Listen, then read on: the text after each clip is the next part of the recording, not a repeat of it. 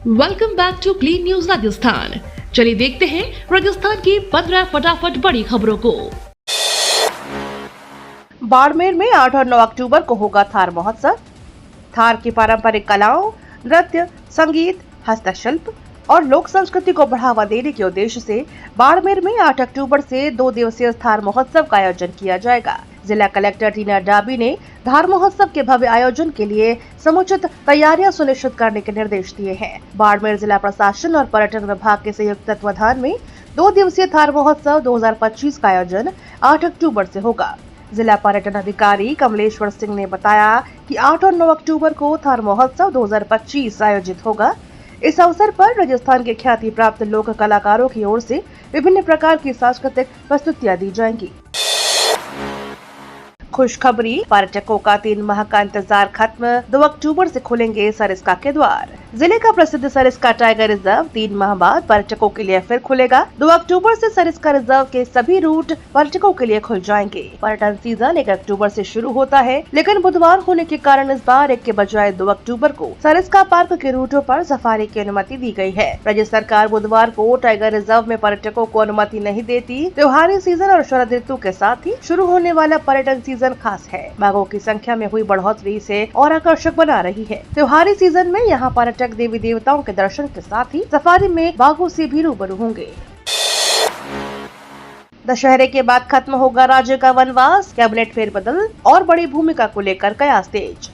राजस्थान की सियासत एक बार फिर पूर्व मुख्यमंत्री वसुंधरा राजे की सक्रियता से गर्मा उठी है। साल 2023 में भाजपा हाईकमान द्वारा भजनलाल शर्मा को मुख्यमंत्री बनाए जाने के बाद से राजनीतिक रूप से हाशिए पर दिख रही राजे अब लगातार भाजपा और आरएसएस नेताओं से मुलाकात कर रही है। इसे राज्य के राजनीतिक पुनरागमन का संकेत माना जा रहा है। राजस्थान में संभावित कैबिनेट विस्तार की चर्चाओं के बीच कहा जा रहा है कि राज्य अपने वफादार नेताओं को मंत्रिमंडल में शामिल कराने की कोशिशों में जुटी हुई है। पार्टी सूत्रों के अनुसार मालवीय नगर विधायक कालीचरण सराफ और नीम पहेड़ा विधायक श्री चंद्र कृपलानी जैसे उनके करीबी नेताओं के नाम शामिल हैं। हाल ही में राज्य ने इस मुद्दे पर भाजपा केंद्रीय नेतृत्व से मुलाकात की है।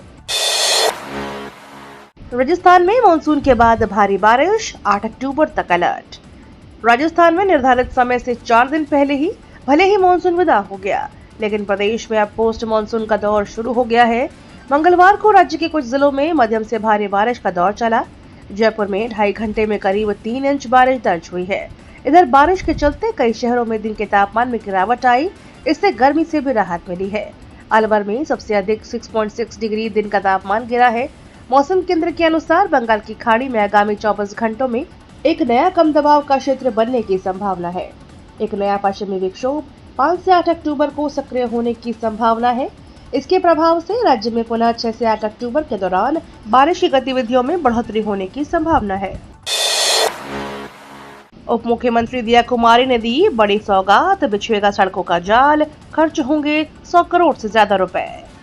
विधानसभा क्षेत्र लूणी में सार्वजनिक निर्माण विभाग के विभिन्न सड़क निर्माण कार्यों का शिलान्यास समारोह मंगलवार को ग्राम पंचायत सालावास में उप मुख्यमंत्री दिया कुमारी के मुख्य आतिथ्य और संसदीय कार्यविधि और विधिक कार्य मंत्री जोगाराम पटेल की अध्यक्षता में संपन्न हुआ। कार्यक्रम में 104 करोड़ रुपए की लागत से 60 किलोमीटर की 3 सड़क निर्माण कार्यों का विधिवत शिलान्यास किया गया। उप मुख्यमंत्री दिया कुमारी ने कहा, प्रधानमंत्री नरेंद्र मोदी और मुख्यमंत्री भजनलाल शर्मा के नेतृत्व में डबल इंजन की सरकार विकास के कार्यों में तेजी से आगे बढ़ रही है।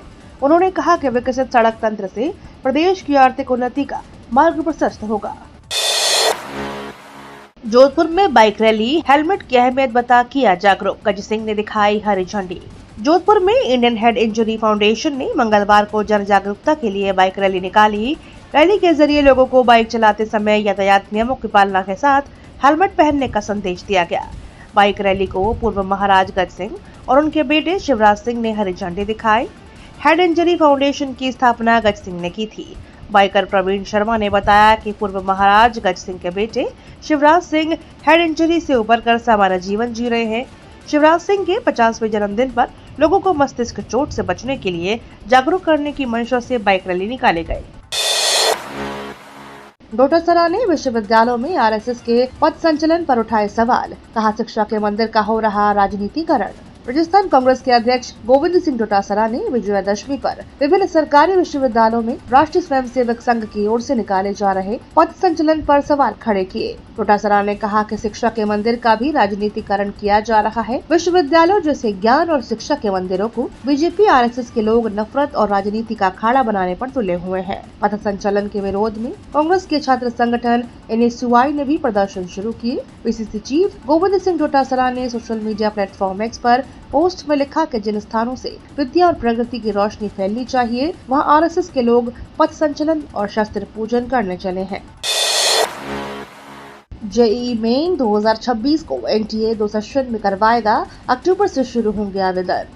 देश की सबसे बड़ी इंजीनियरिंग प्रवेश परीक्षा जॉइंट एंट्रेंस एग्जाम मेन की घोषणा कर दी गई है। इस बार भी परीक्षा कराने का जिम्मा नेशनल टेस्टिंग एजेंसी को दिया गया है। नेशनल टेस्टिंग एजेंसी ने इसके लिए आधिकारिक नोटिफिकेशन जारी भी कर दिया है। इसके अनुसार परीक्षा 2 सेशन में बीते साल की तरह होगी। पहला सेशन जनवरी और दूसरा अप्रैल में होगा। परीक्षा के लिए अक्टूबर 2025 से JEE मेन की आधिकारिक वेबसाइट से ऑनलाइन आवेदन शुरू होंगे। एजुकेशन एक्सपर्ट देव शर्मा ने बताया कि NTA ऑनलाइन आवेदन की तारीख की घोषणा बाद में करेगी। कोटा में बनेगा विश्व के सबसे ऊंचे रावण के पुतले का रिकॉर्ड। CM अजय लाल भी करेंगे कार्यक्रम में शिरकत। शहर में 2 अक्टूबर से शुरू होने जा रहे 132वें राष्ट्रीय दशहरे मेले में विश्व के सबसे ऊंचे रावण को बनाया गया है। इसकी ऊंचाई 121 फीट है। दशहरे के दिन रावण दहन के साथ यह विश्व रिकॉर्ड बनेगा। इस दौरान कार्यक्रम में लोकसभा स्पीकर ओम बिरला मौजूद रहेंगे। उत्तर नगर निगम आयुक्त और मेला अधिकारी अशोक त्यागी ने बताया कि मुख्यमंत्री विजय लाल शर्मा भी इस कार्यक्रम में शिरकत करेंगे। महिला एवं बाल विकास विभाग में 42% पद खाली, जिम्मेदार नहीं दे रहे ध्यान। महिला बाल विकास विभाग में 42% पद खाली हैं। कई सालों से यह स्थिति चल रही है। इसमें महिला पर्यवेक्षक, परियोजना अधिकारी से लेकर मंत्रालय कर्मचारी सरीखे महत्वपूर्ण पद शामिल है। इसकी वजह से न केवल विभागीय कार्यालय में कार्यों की गतिविधियां प्रभावित हुई हैं, बल्कि वर्षों से नियुक्ति प्रक्रिया लंबित रहने के कारण आंगनबाड़ी केंद्रों की गतिविधियां और विभाग की योजनाएं प्रभावित हो रही हैं। कफ सिरप से बिगड़ी तबीयत, चिकित्सक बोले एडल्ट की दवा बच्चों को न दे, हो सकता है नुकसान।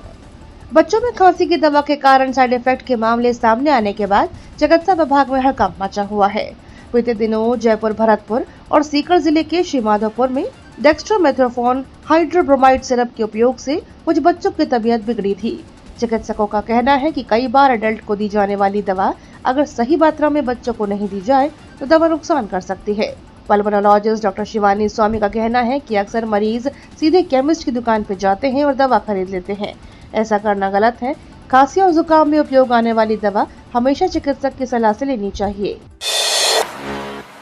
राजस्थान विश्वविद्यालय में आरएसएस के शस्त्र पूजन के विरोध में उतरे NSUI कार्यकर्ता, पोस्टर फाड़ जताया विरोध। राजस्थान यूनिवर्सिटी में मंगलवार को NSUI कार्यकर्ताओं ने जोरदार विरोध प्रदर्शन किया। NSUI ने आरएसएस के शस्त्र पूजन कार्यक्रम में आयोजन का विरोध करने के लिए प्रदर्शन किया है।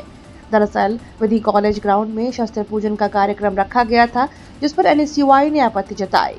NSUI ने नाराजगी जताई कि विश्वविद्यालय के शैक्षणिक परिसर में इस तरह की गतिविधियों की अनुमति नहीं दी जानी चाहिए। कार्यक्रम आयोजन के संबंध में कार्यकर्ता कॉलेज प्रशासन पर भी बरसे। शिक्षकों का ट्रांसफर्स, शिक्षा मंत्री बोले बड़े भाई की शादी के बाद छोटे का इंतजार बढ़ ही जाता है।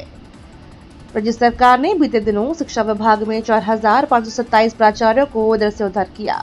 इसके बाद अब 2nd और 3rd ग्रेड शिक्षकों का इंतजार बढ़ गया। शिक्षक संगठनों ने यह भी मांग उठाई है कि हालांकि इस पर शिक्षा मंत्री ने कहा, जब बड़े भाई की शादी हो जाती है तो छोटे का इंतजार बढ़ ही जाता है। इस दौरान उन्होंने जल्द ट्रांसफर लिस्ट जारी होने की ओर इशारा किया। प्रदेश में बिना तबादला नीति के राज्य सरकार की ओर से बड़े पैमाने पर प्राचार्यों के ट्रांसफर किए गए। इस पर शिक्षक संगठनों से लेकर राजनीतिक दलों तक तरह तरह के आरोप लगाए गए। अब राजस्थान शिक्षक संघ शेखावत ने सरकार से स्पष्ट शब्दों में कहा कि लंबे समय से 2nd और 3rd ग्रेड शिक्षकों की तबादला प्रक्रिया अटकी है। प्राचार्यों की बड़ी सूची जारी होने के बाद धरातल पर काम करने वाले शिक्षकों में नाराजगी है। सोने चांदी के भावों में तेजी, अब हल्के वजन के आभूषणों की बढ़ी डिमांड। त्योहारी सीजन शुरू हो चुका है, लेकिन सोने चांदी के दामों में बेतहाशा वृद्धि से सराफा बाजार की सुस्ती टूट नहीं रही है। परंपरा का हवाला देते हुए कारोबारी दीपावली तक अच्छी खरीदारी की संभावना जता रहे हैं। हालांकि वो यह भी कह रहे हैं कि सोने चांदी की खरीद पर नहीं, वजन पर फर्क जरूर पड़ेगा। मसलन हल्के वजन के आभूषणों की डिमांड बढ़ रही है। इसका कारण आगामी दिनों में दीपावली के बाद शादी का सीजन भी है। भारत में दूध, मांस, अंडे और ऊन के उत्पादन का छठी का आकलन देगा इलिस प्लेटफॉर्म। पशुपालन और डेयरी विभाग ने एकीकृत नमूना सर्वेक्षण में पारदर्शिता और रियल टाइम मॉनिटरिंग सुनिश्चित करने के लिए डिजिटल प्लेटफॉर्म इलिस लॉन्च किया है। यह प्लेटफॉर्म दूध, मांस, अंडे और ऊन के उत्पादन की सटीक जानकारी उपलब्ध कराएगा। इससे न केवल डेटा संग्रह की त्रुटियां और देरी कम होंगी, बल्कि नीति निर्माण भी साक्ष्याधारित होगा। इलिस सीधे किसानों को समर्थन देगा, पशु स्वास्थ्य सेवाओं को मजबूत बनाएगा और कृषि व पशुपालन क्षेत्र में डेटा संचालित शासन की नई संस्कृति स्थापित करेगा। ये तो थी राजस्थान की बड़ी खबरें। रोजाना सबसे पहले अपडेट पाने के लिए क्लीन न्यूज राजस्थान को अभी सब्सक्राइब करें।